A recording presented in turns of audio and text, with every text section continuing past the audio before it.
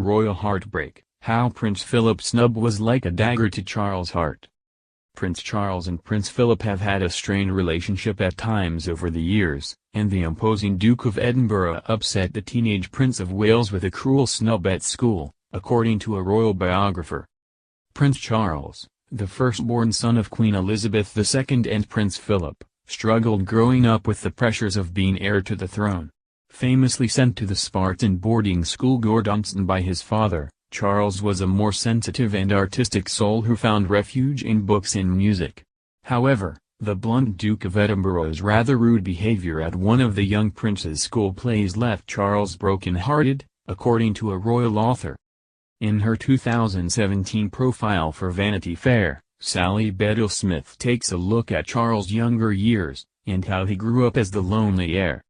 Ms. Bedell-Smith writes how, although Charles' grandmother was delighted with his schoolboy Shakespearean performances, his brusque father laughed at the young prince's efforts. She writes, in November 1965 he played the lead in Macbeth. His interpretation, said former teacher Anderson, evoked a sensitive soul who is behaving in a way that is really uncharacteristic of him because of other forces. Charles was excited about the prospect of his parents coming to see a performance. But as he lay there and thrashed about on stage, he wrote in a letter, all I could hear was my father and ha, ha, ha. Afterward, he asked Prince Philip, why did you laugh? It sounds like the goons, said his father, a dagger to the heart of a young man so eager to please. Ms. Bedell-Smith goes on to describe how Charles continued to try to please his father, who he idolized. She writes, he similarly disappointed Philip in team sports, although he did develop considerable skill in the more solitary pursuit of fishing, along with traditional upper-crust shooting. At 13, Charles shot his first stag, steeling himself to the sight of the beast being eviscerated by servants on the hillside at Balmoral. In 1961, he took up polo, eager to follow his father. I was all for it, said Charles. At least you stay on the ground, as opposed to jumping over fences and fox hunting. By 1964, Charles was applying himself to the sport more seriously.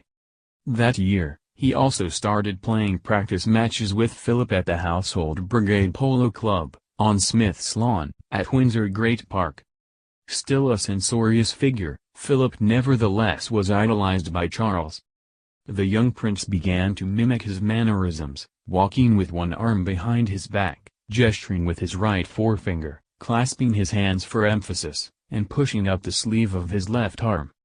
However, impressing their father came more naturally to Charles' sister Princess Anne. Ms. Bedell-Smith continues, more often than not, the Duke was a blunt instrument, unable to resist personal remarks. He was sarcastic with his daughter, Anne, as well. But Charles's younger sister, a confident extrovert, could push back, while the young prince wilted, retreating farther into his shell. The royal author goes on to describe how Anne's natural talent for equestrianism was another point of bonding for her and her parents, and another contrast with Charles. She writes, physically uncoordinated and slow as well as overweight, Charles had no talent for rugby, cricket, or soccer, the prestige schoolboy sports. Elizabeth had taught Charles to ride, starting at age 4. He was timorous on horseback, while his sister, Anne, was bold. Mostly he feared jumping. Anne's equine prowess pleased her mother, and Philip saw a kindred spirit in her confidence and fearlessness. Prince Charles' relationship with Prince Philip has always been complicated.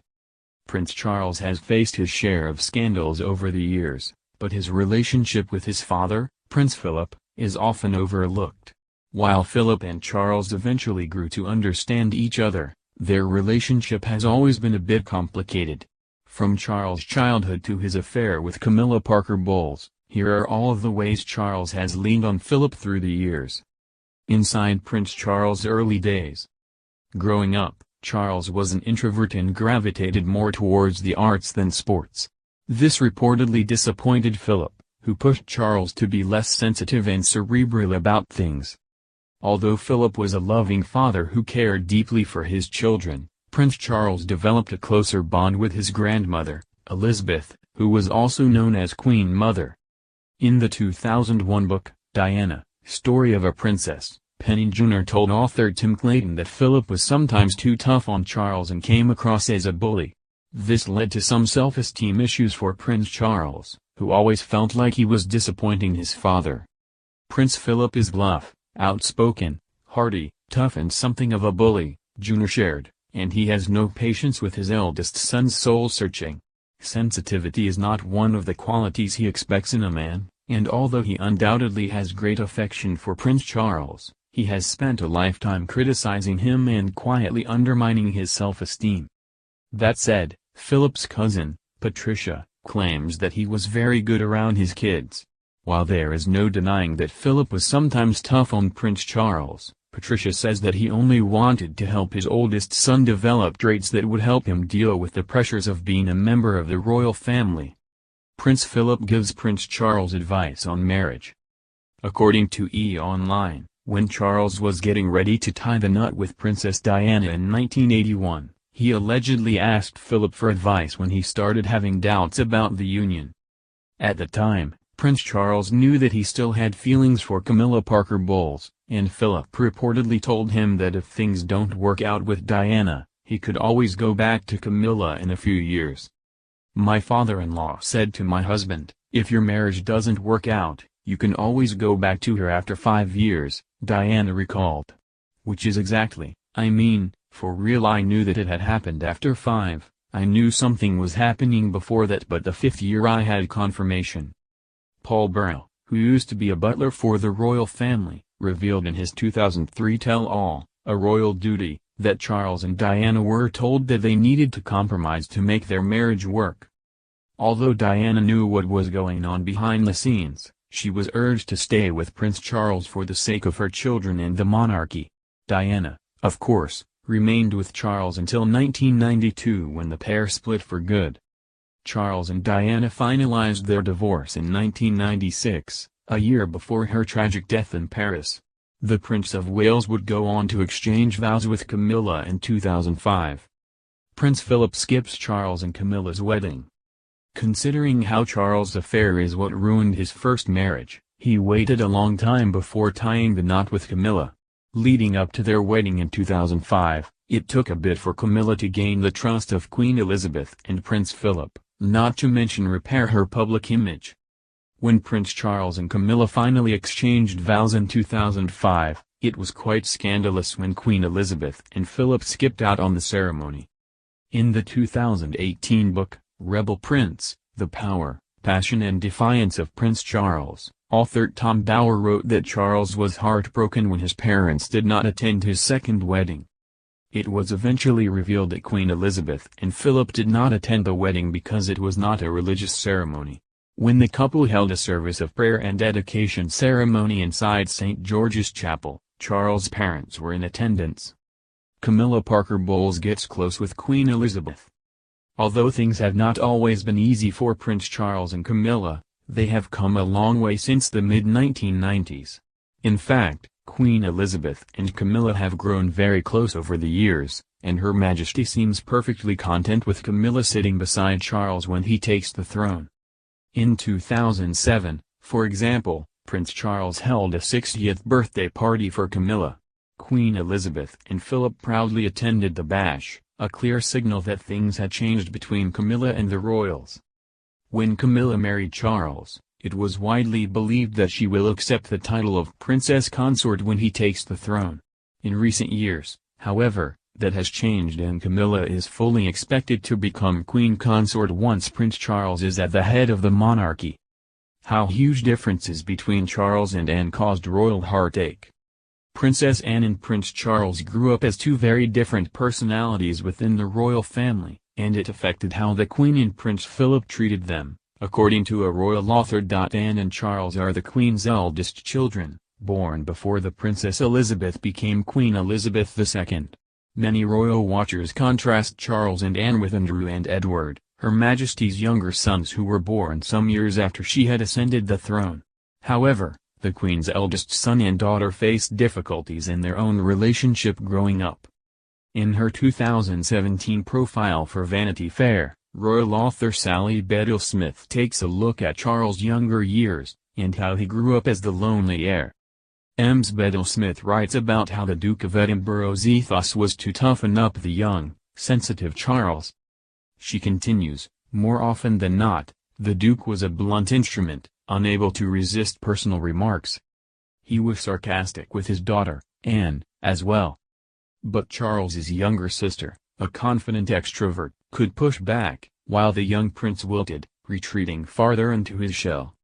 She goes on, asked in an interview when he was 20 years old whether his father had been a tough disciplinarian and whether he had been told to sit down and shut up, Charles answered without hesitation, the whole time, yes.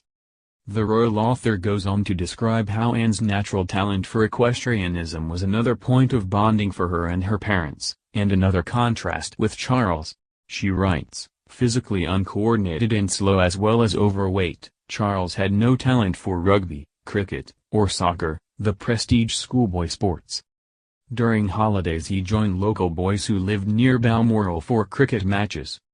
I would invariably walk boldly out to the crease, he recalled, only to return, ignominiously, a few minutes later when I was out for a duck, that is, having failed to score any runs. Elizabeth had taught Charles to ride, starting at age 4. He was timorous on horseback, while his sister, Anne, was bold. Mostly he feared jumping. Anne's equine prowess pleased her mother, and Philip saw a kindred spirit in her confidence and fearlessness. However, Charles did strive to emulate his father, and took up polo, the sport he now plays with his own sons William and Harry. Ems Bedell-Smith writes, in 1961, he took up polo, eager to follow his father. By 1964, Charles was applying himself to the sport more seriously. That year, he also started playing practice matches with Philip at the Household Brigade Polo Club, on Smith's Lawn, at Windsor Great Park. Still a censorious figure, Philip nevertheless was idolized by Charles. The young prince began to mimic his mannerisms, walking with one arm behind his back, gesturing with his right forefinger, clasping his hands for emphasis, and pushing up the sleeve of his left arm. Prince Charles did open up himself about his childhood, when he spoke to Jonathan Dimbleby in 1994 for his authorized biography. Ems Bedell-Smith writes, Dimbleby noted that, as a little boy, Charles was easily cowed by the forceful personality of his father, whose rebukes for a deficiency in behavior or attitude easily drew tears. While brusque, Philip was well-meaning but unimaginative. Friends who spoke with Charles's permission described the Duke's belittling and even bullying his son. Charles was less harsh about his mother, but his opinion had a bitter edge. She was not indifferent so much as detached. However, royal author Penny Junor also notes how the portrayal saddened the Queen and Prince Philip.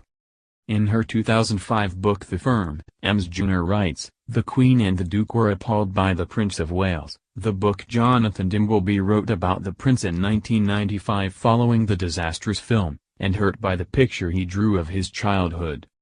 A former courtier told the author, the Prince of Wales gave him all this stuff about how unhappy he was as a boy, the Queen never spoke to him, the Duke of Edinburgh was beastly to him, and it very much upset them.